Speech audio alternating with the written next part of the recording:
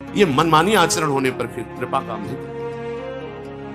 आप जो चाहे वो निंदनीय कार्य करे और गुरुजनों की कृपा आपको विमान पे बैठाल के परम पद पहुंचा दे, ऐसा आज तक हमने नहीं सुना, पढ़ा नहीं, संतों से कहीं ऐसी बात नहीं सुनी।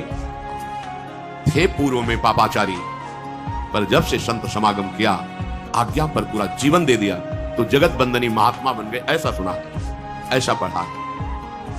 ऐसा नहीं सुना कि आप उनके समीप रहकर मनमानी आचरण करें और आपको परम पद मिल गया हो, ऐसा नहीं सुना। सिद्धांत नहीं, चाहे जो युग हो, भगवत प्राप्ति का सिद्धांत वही रहता है। हाँ, कुछ कमी बेशियां साधना में हो जाती है, पर भगवत प्राप्ति के सिद्धांत में नहीं। थोड़ी भी सिद्धांत की चूक, वो चूक ही होगी, आपके हृदय के आनंद को सुखाने वाली होगी। इस समय जो आपको अवसर मिला है, ये अमोघ है। चूक गए, पता नहीं किस युग में अवसर मिलेगा।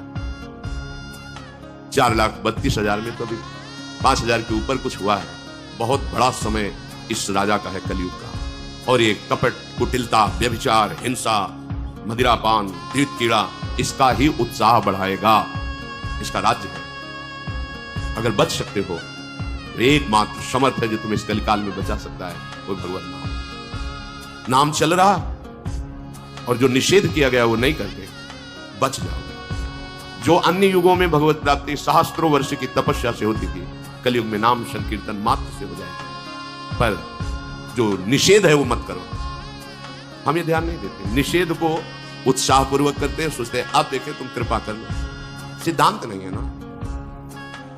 संत जन परम कृपाल होते हैं। पूज्य भाई जी महाराज से निज जनों ने कहा हाथ जोड़कर कि आप चाहें तो श्री कृष्ण से मिला सकते हैं, हमारा विश्वास है। उनका भैया, अगर हम अपनी चाह की बात करें तो मेरी चाह यही है कि मैं सबको भगवत प्राप्ति करा दूं, सब सुखी हो जाए।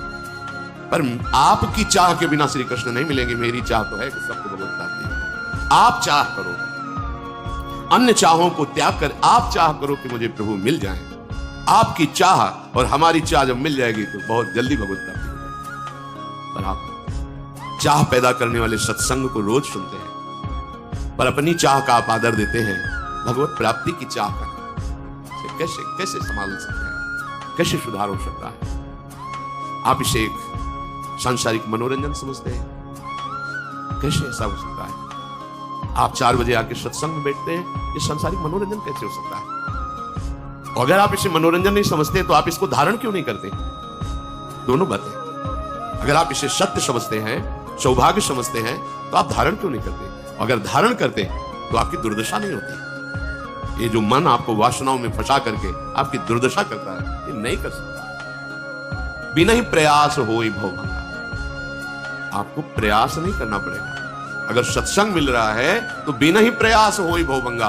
बिना अनुभव के थोड़ी लिखा गया है। अनुभव बड़े बड़े व्रत से, नियमों से, तीर्थयाटन से, वेदाध्ययन से, धर्म कर्म से जो बात नहीं बनती वो सत्संग से बन जाती है। आपको सत्संग मिल रहा है, परिवर्तन नहीं, फिर हमारी बात समझे। सत्संग मिले और उसका रंग न बदले, तो बाहर का रंग बदल गया ये तो देख लिया, लेकिन अंदर का अहंकार, वासना में मन, ये मंत्र से बदलेगा, नाम से बदलेगा, विचार से बदलेगा। आप लगते हैं सहज में साक्षात्कार कराने की सामर्थ्य श्रीमद चतुराशी जी ने। निरखय जुगल किशोर, ध्यान में नहीं, ऐसे खुले ने। कितने मिनट लगता है?